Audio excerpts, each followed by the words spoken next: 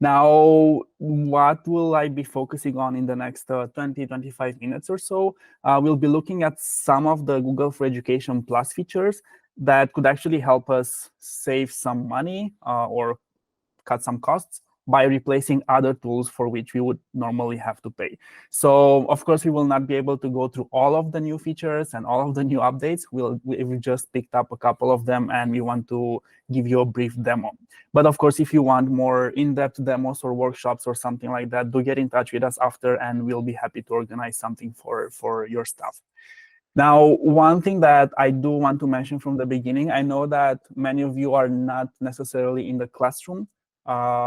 So you might not have seen Google Classroom in action for a while now.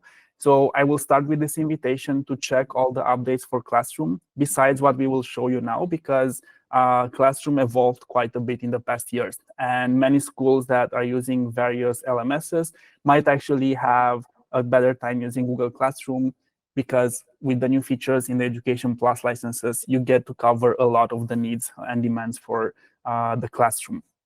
So let's dive in, and let's start with one important feature, which is Originality Reports. So this is something that lots of schools need, and lots of schools were traditionally using Turnitin, for example. And one drawback of Originality Reports for the longest time was the fact that you could not check student submissions and compare them with other student submissions. Well, with the Education Plus licenses now, you first of all have unlimited reports. So before, even now with the free version of Google Workspace for Education, you can still use the Originality Reports, but you're limited to 5 assignments per class. Whereas with Education Plus, you have unlimited use of the reports. More than that, as I've mentioned, with Education Plus, you can enable school matches for the domain.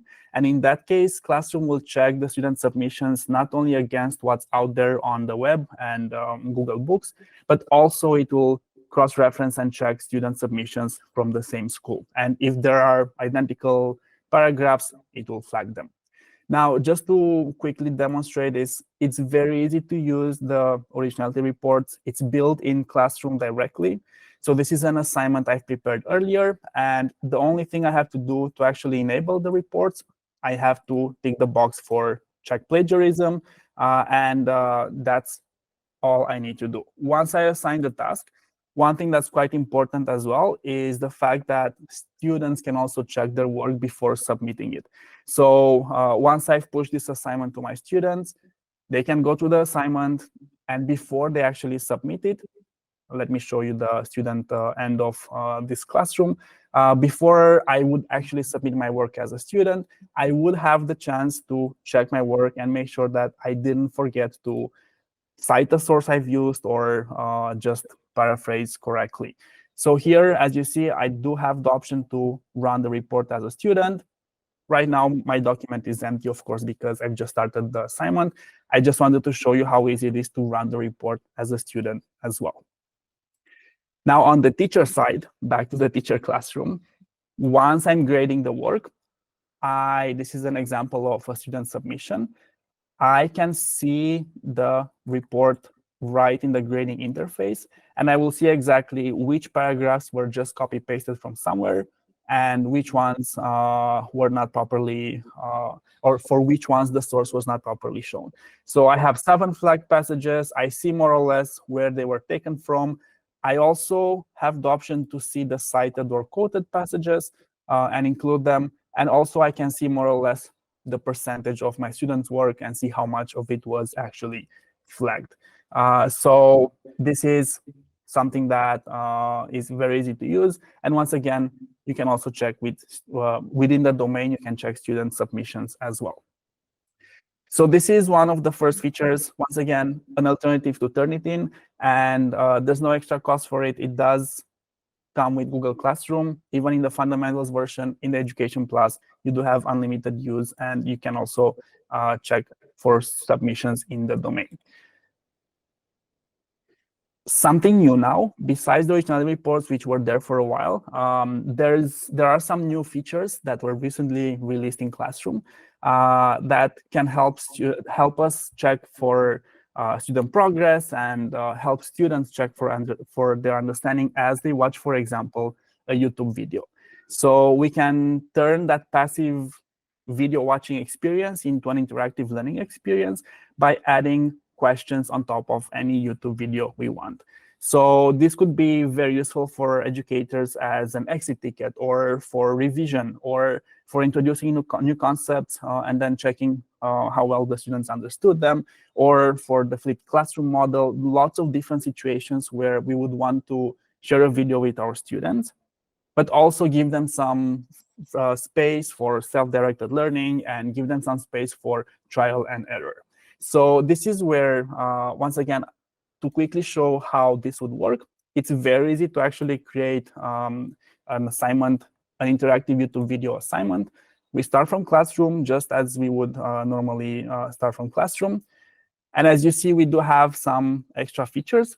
These are only available in an Education Plus version, so keep that in mind. So you could have the interactive YouTube video, and I was a science teacher, as I said, so let's use chemistry video. So I'll have a periodic table of elements. I'll search for a video, and let's use this video. One thing that you might notice is that it also gives me some suggested questions. Now, the interactive YouTube videos, that's a feature that's already available, and it's released in Classroom. The suggested questions, this is a new feature. It still is in beta, so I don't think everybody has access to it. But what it does basically is that it looks at the video transcript, and it comes with suggestions for questions. So this is using AI. It's leveraging AI. And this is, once again, the new part of YouTube interactive videos. It might not be available for everybody. But even if we don't have the AI-generated questions, so you'll see that I do have the questions that were automatically added or suggested. I can, of course, change them if I want to. I can edit them. I can remove some of them. But I can also just as well manually add questions. So let's say I go to a certain timestamp, 26 seconds. I want to add a question here. With few clicks, I can choose what type of question. So I could have a multiple choice, a checkbox, or an open-ended question. For a multiple choice, it works very similar to Google Forms. So you need to have the question. What is the symbol for sodium? And I would need to give them the possible answers. So I'll have N, Na, S, and SO. And just like in Google Forms, I can choose the correct answer, and the question will be automatically graded. I also have the option to shuffle the order for the questions, so that if, for example, I want to use this for some sort of assessment, and I have multiple students in the same room sitting next to each other, they might peek around and see what their colleagues chose as the number of options or which options they chose.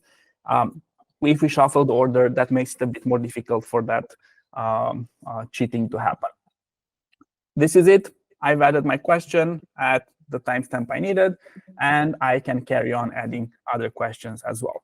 Now, on the student end, once I submit this as an assignment in Classroom, what students would do is they would watch the video. When they get to the timestamp where you have the question, basically the video pauses, and they have the chance to answer the question. They can have multiple attempts, so they can try multiple times until they actually get the correct answer. So this is great for reinforcing some concepts, or, as I said, revision, exit tickets, and so on and so forth. This is it. It's very easy to set up the interactive YouTube videos. And this could be a really easy to use alternative to other services like Edpuzzle or PlayPosit or other services that add these interactive elements on top of the videos. Now, keep in mind, these videos, once you create them, you can reuse them, of course, and you can also share them with other colleagues from your school. So it's not like every teacher has to recreate a video from scratch every single time. And the more teachers use it in a school or in a domain, the bigger the resource catalog will be, and the easier it will be on the long term for the teachers to have the resources they need. So it's that easy to create the interactive YouTube video and attach it to an assignment. Then you just assign it like you would any other assignment in classroom. In the same direction with interactive YouTube videos. And by the way, please, if you have any questions, just let me know, add them in the chat as well. Alex, I've seen your question. We'll talk a bit about that after the demos for the new features. So if you have any other questions, just let me know. I do want to show you also the interactive, the practice sets, which is also a sort of a new feature in Classroom that allows us to create interactive assignments. And what do we mean by interactive assignments?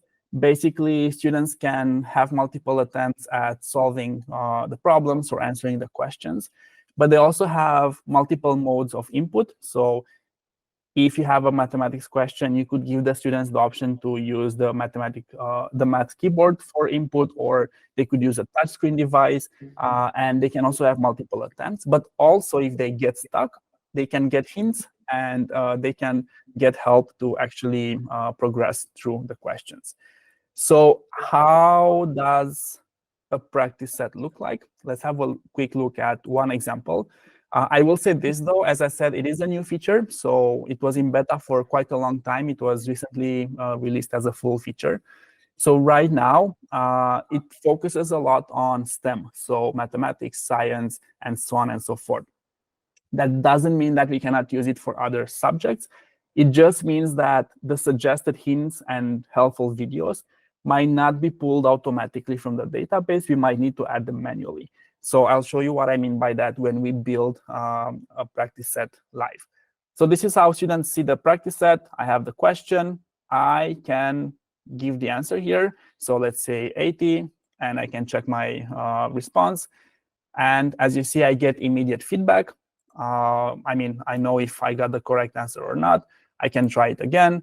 And as you see, if I really am stuck as a student, I can get a hint, and it gives me some hints and some helpful information here. So here, for example, it tells me about PLEMDAS, and it shows me the order of operations. I did mention that we can also use a touchscreen. So I could actually also use this for showing my work or just writing the final answer. And as I said, as a teacher, I can also enable the math keyboard. So especially if I need to have functions and equations and something like that, I could give students that option as well. And we can also work with graph paper. We can change the type of the background. So this is, in a nutshell, how students go through the practice sets. As you see, the feedback is immediate. So here, for example, I would say, well, I'm using the mouse, so it's not really a touch screen. But as you see, it did convert my weird handwriting into the actual number. So I could check my work even if I would use this. And if I need to show my work, I can actually go and check. I can show my work in different steps. Now, one thing about the practice sets, as I said, when I assign it to my students, they can go through the assignment at their own pace. They can get all the work, all the support, hints, and so on and so forth. But for me as an educator, this is very valuable insights. The very valuable insights I get can actually help me plan my next steps. So here I can see at a glance which students got the correct answers, which questions were problematic. So I also have a sort of a bird's eye view insights. Classroom automatically flags those questions that were problematic. So here I see, for example, that many students got problem 2 incorrect. So then I can zoom in and check what happened there. I can have a look at all of the answers. I'll see their attempts if they had more than one attempt. So I can see all of their attempts here. So lots of different options for checking what happened on the student end. And of course, I can also manually change the answer from incorrect to correct if I think that's something they deserve. So great and very valuable insights, and these are automatically generated based on student submissions. Now, practice sets can easily replace tools like IXL, for example, which is a tool that many schools use for math practice.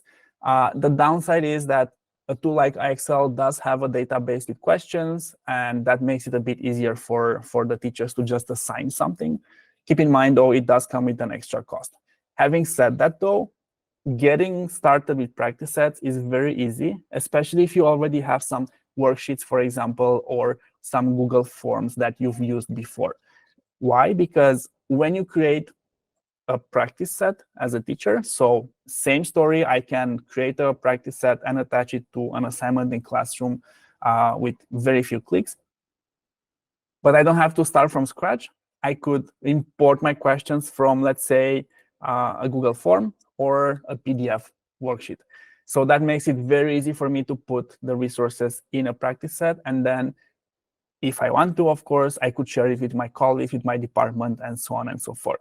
So we can divide and conquer. So if we have, for example, the science department wanting to create a database of practice sets, they could just split the work, and different teachers would create different worksheets, and then they would share them amongst each other.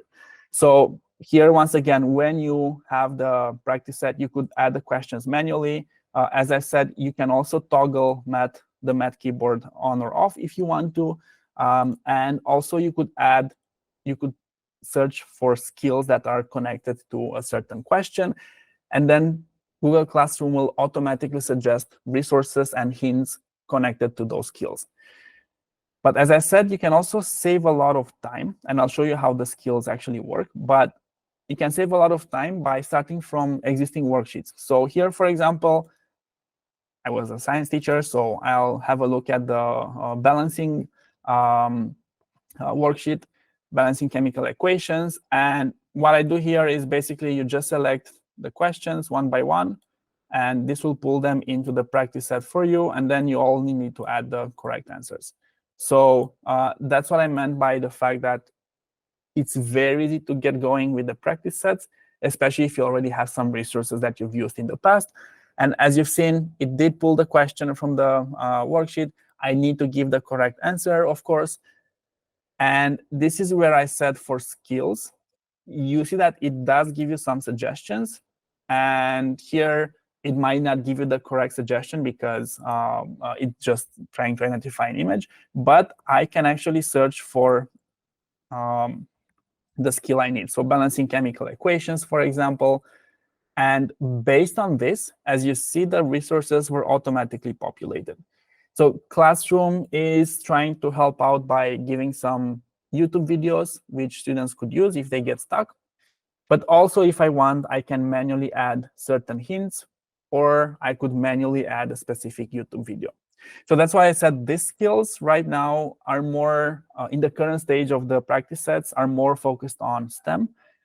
But as I said, if let's say you teach English or history or geography or language arts, social studies, you could manually add the hints or the helpful YouTube videos rather than having Google Classroom give you the suggested hints. And that would still work for this.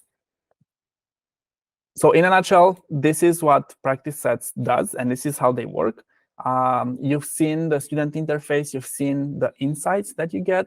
And once again, this is something that could replace lots of tools for math practice or science practice, depending on what you might be using already in the school.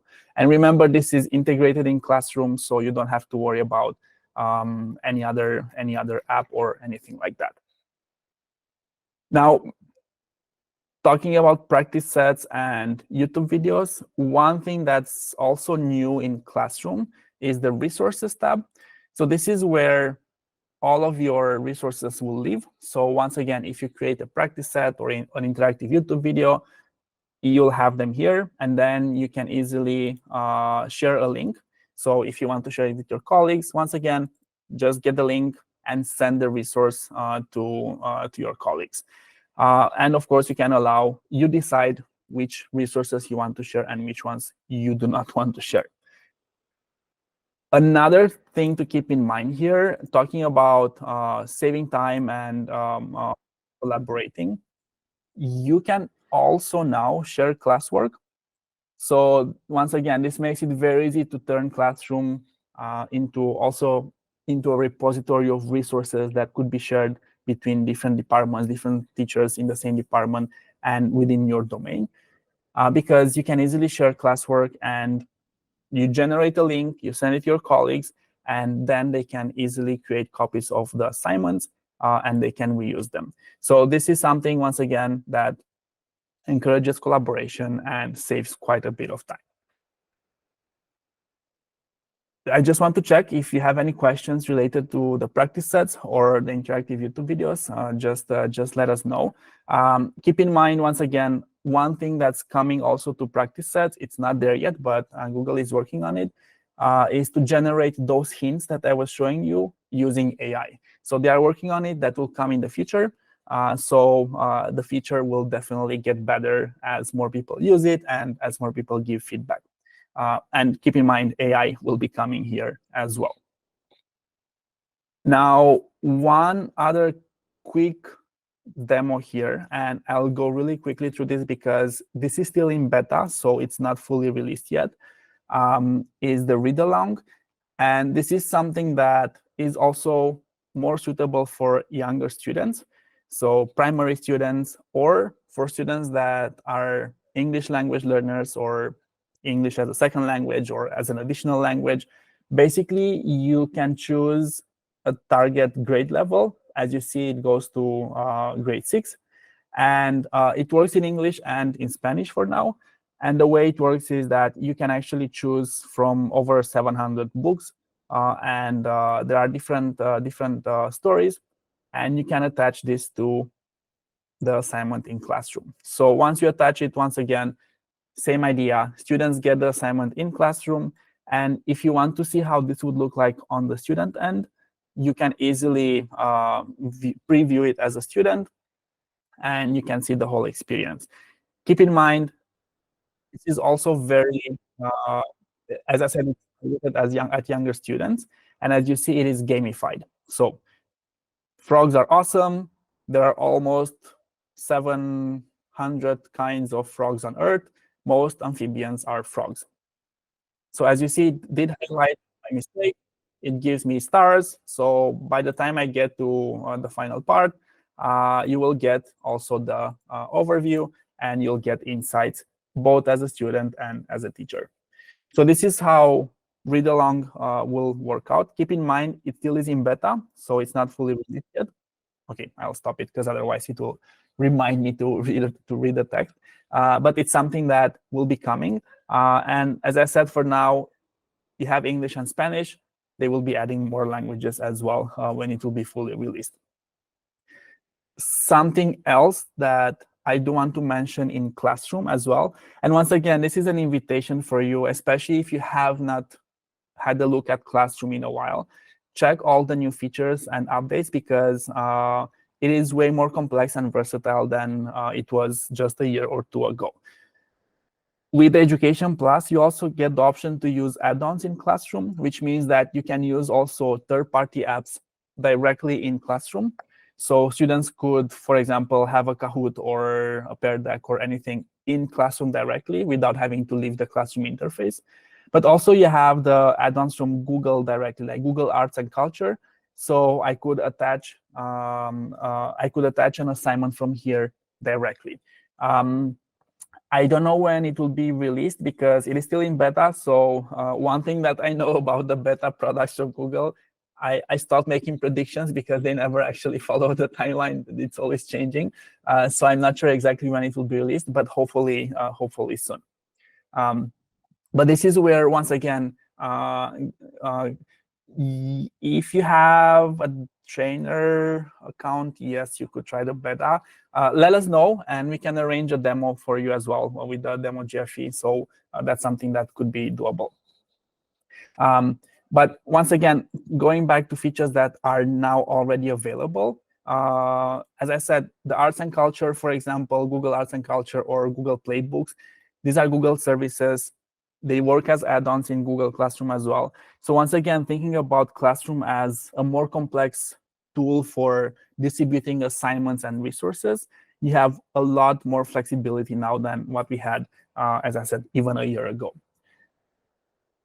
Now, moving slightly away from the teaching side of things, and looking into the admin side of things.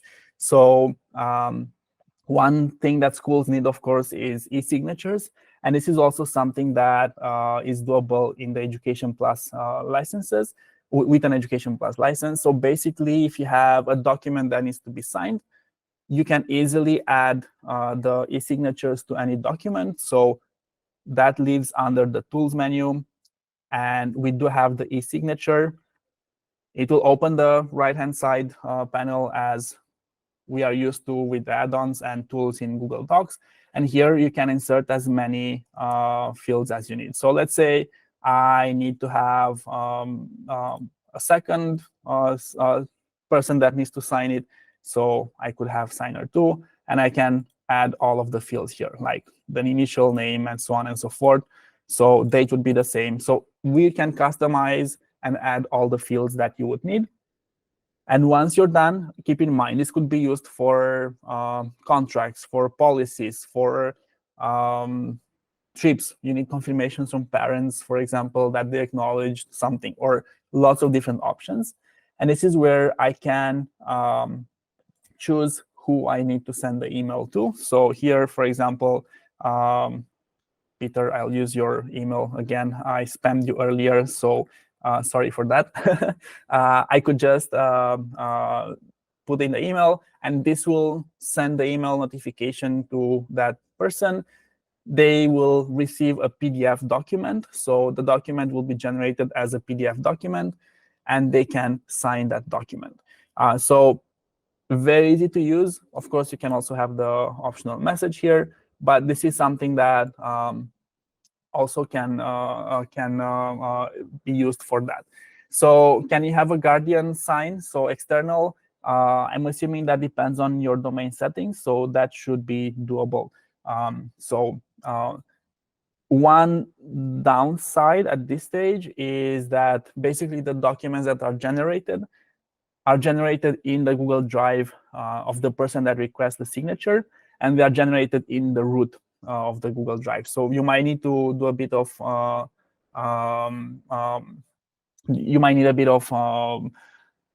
admin part on your drive to place them in the correct folder, but other than that, everything is done automatically. So no, it's done directly. So the question is, do they need a PDF writer to sign it? It's done directly, so you are good to go. Hopefully, as I said, they will also update the way the PDF files are stored, and they will be placed in a folder. But right now, that's something that you need to be aware of. OK, so these are some of the updates that I wanted to share with you. We had a question from Alex earlier about any Workspace tool that would be similar to Padlet. Not really. So currently, you don't really have a tool that's similar to Padlet, but it depends what you're trying to achieve or what you would want to use the Padlet for. So if you just want to share resources, like collect resources, for example, you could use a Google site for that. Or you could even use Google Keep. If you want to have the collaborative aspect where students could leave comments under different submissions or different posts, you could use Google Keep. So this is something that you might use as an alternative. So yeah, thank you for clarifying that, Peter. So the e-signatures are still in beta, so they are not fully released yet. Keep that in mind, and hopefully by the time they will be released, that's something that will be fixed. OK, so Alex, once again, it depends what you are planning to use the Padlet for. So there isn't a one-to-one equivalent, but hopefully they might be coming with something soon. Now that we've seen that they are adding other features like Google Vid, maybe, who knows?